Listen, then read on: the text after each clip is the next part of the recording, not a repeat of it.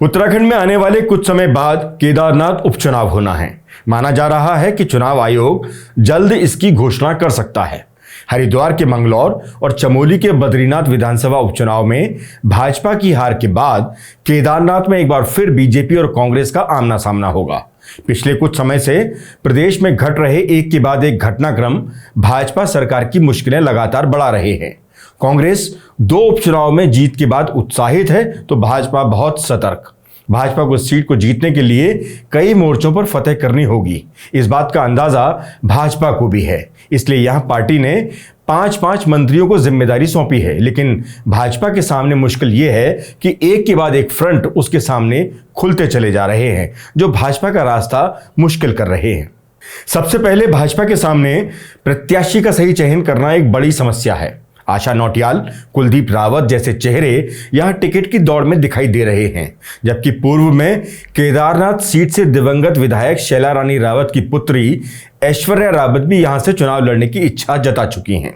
भाजपा के सामने चुनौती यहां इन तीनों में से उम्मीदवार चुनने की होगी। किसी एक को टिकट मिलने की स्थिति में 2 अन्य दौड़ में शामिल नेताओं का रुख क्या होगा, इस पर भी नजरें रहेंगी। सबसे ज्यादा कुलदीप रावत के रुख पर भाजपा की हार जीत निर्भर करेगी, क्योंकि उनका यहां पर एक मजबूत जनाधार है। 2 बार निर्दलीय चुनाव लड़ने के बाद भी वो दूसरे नंबर पर रहे। इतना ही नहीं, एक बार तो वो जीत के बेहद करीब पहुंच गए थे। ऐसे में अगर भाजपा ने उनको टिकट नहीं दिया तो माना जा रहा है कि कुलदीप रावत निर्दलीय भी चुनाव लड़ सकते हैं। और अगर ऐसा होता है तो ये 2 उपचुनावों में मिली हार के बाद एक बड़े संकट के तौर पर ही देखा जाएगा। लिहाजा भाजपा यहां कदम फूंक फूंक कर ही चल रही है। दूसरी तरफ कांग्रेस के पास यहां मनोज रावत के रूप में एक मजबूत स्थानीय नेता है, जो पूर्व में इस सीट से विधायक भी रह चुके हैं। मनोज रावत को टिकट मिलने की सबसे प्रबल संभावना मानी जा रही है। दूसरी तरफ मनोज रावत के लिए बैटिंग कर रहे हरीश रावत और गणेश गोदयाल भी हैं, जो रावत की जीत को सुनिश्चित कर सकते हैं, बशर्ते कांग्रेस के अंदर मचे घमासान को दिल्ली स्तर पर कंट्रोल किया जा सके। वजह साफ है कि जहां एक तरफ गोदयाल बैटिंग कर रहे हैं स्थानीय के लिए, तो वहीं कांग्रेस प्रदेश अध्यक्ष करण माहरा बैटिंग कर रहे हैं हरक सिंह रावत के लिए।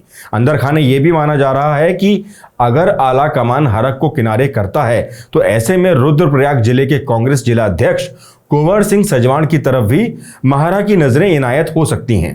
पर यह साफ है कि महारा मनोज रावत के पक्ष में शायद नहीं है, ऐसा उनके कई बयानों से सामने भी आ चुका है। मतलब केदारनाथ उपचुनाव में कांग्रेस को भाजपा नहीं बल्कि आपसी द्वंद्व से ही पार पाना है, क्योंकि भाजपा तो खुद ही अपने बनाए चक्रव्यूह में घिरती चली जा रही है। केदारनाथ धाम के दिल्ली निर्माण वाले प्रकरण में जहां बीजेपी की छवि को बेहद बड़ा दाग लगा है, उस दाग को मिटाना भी इतना आसान नहीं होगा। इसके अलावा भाजपा सरकार जिस तरह पहले 4 धाम यात्रा व्यवस्था बनाने में नाकाम दिखाई दी और उसके बाद आपदा के दौरान भी स्थिति को कुछ खास प्रभावी ढंग से संभाल नहीं पाई, जिसका असर 4 धाम के व्यवसायियों पर सबसे अधिक पड़ा। यह भी भाजपा के लिए मुश्किल खड़ी करेगा। लगातार महिला अपराध में घिरते भाजपा के तथाकथित नेताओं ने तो पहले ही मुश्किल पैदा कर रखी है। ऊपर से भाजपा के सामने कांग्रेस के अलावा 2 और नए फ्रंट खुलने जा रहे हैं। पहला बेरोजगारों का और दूसरा भू कानून की मांग कर रही आम जनता और युवाओं का। अभी ऋषिकेश में भू कानून की मांग को लेकर उमड़े जन सैलाब के बाद भू कानून संघर्ष समिति अब केदारनाथ में भी रैली करने जा रही है।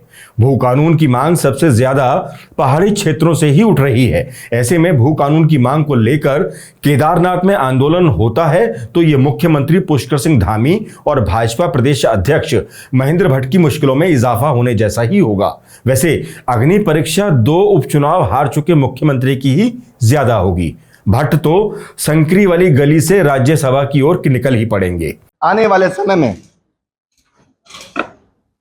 हम पूरे प्रदेश भर में इस संघर्ष को आगे ले जा रहे हैं, लगातार महारैलियां कर रहे हैं, आंदोलन कर रहे हैं।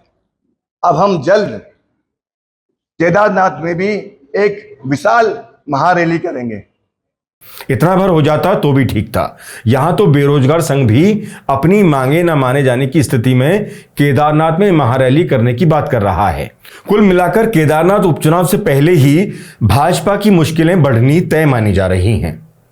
हालांकि भू कानून की मांग जिस तरह से इस प्रदेश में आग की तरह फैल रही है, उस पर धामी सरकार ने जल्द एक कानून बनाने की बात कही है। लेकिन जिस तरह भू कानून संघर्ष समिति ने कुछ शर्तें धामी सरकार के सामने रख दी हैं, उससे धामी सरकार पर एक सशक्त भू कानून और मूल निवास 1950 लागू करने का सबसे बड़ा दबाव भी होगा। संघर्ष समिति का कहना है कि अगर केदारनाथ चुनाव से पहले इस पर काम शुरू नहीं हुआ तो वो केदारनाथ में जाकर रैली करेंगे।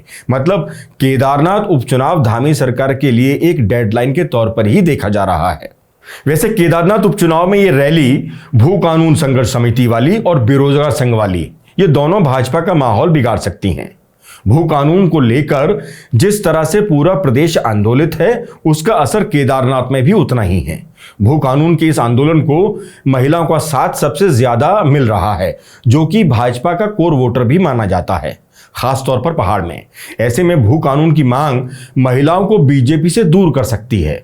बेरोजगार युवा और भू कानून की मांग करने वाले आंदोलनकारी अगर भाजपा से मुंह मोड़ लेते हैं तो ये भाजपा की हार का सबसे बड़ा कारण बन सकता है। ऐसे में धामी सरकार के सामने कई चुनौतियां आने वाली हैं। एक तरफ बेरोजगारों को शांत कराना, जिसमें वो अभी तक तो असफल ही साबित हुए हैं। दूसरा, भू कानून और मूल निवास पर सही और कड़ा फैसला करना, तब जाकर कहीं भाजपा का टिकट वितरण बड़ी चुनौती होगा। इसके अलावा चारधाम यात्रा में हुई अव्यवस्थाओं से नाराज व्यापारी वर्ग को खुश करना भी बड़ी चुनौती है।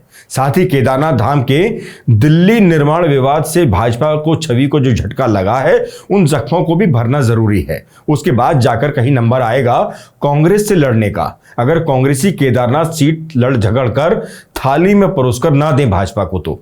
वैसे हर मुश्किल के समकक्ष जीत की इबारत भी होती है, अगर नजरें धोखा ना खाएं तो। बिल्कुल वैसे ही धामी सरकार के लिए चुनौती एक अवसर भी बन सकती है।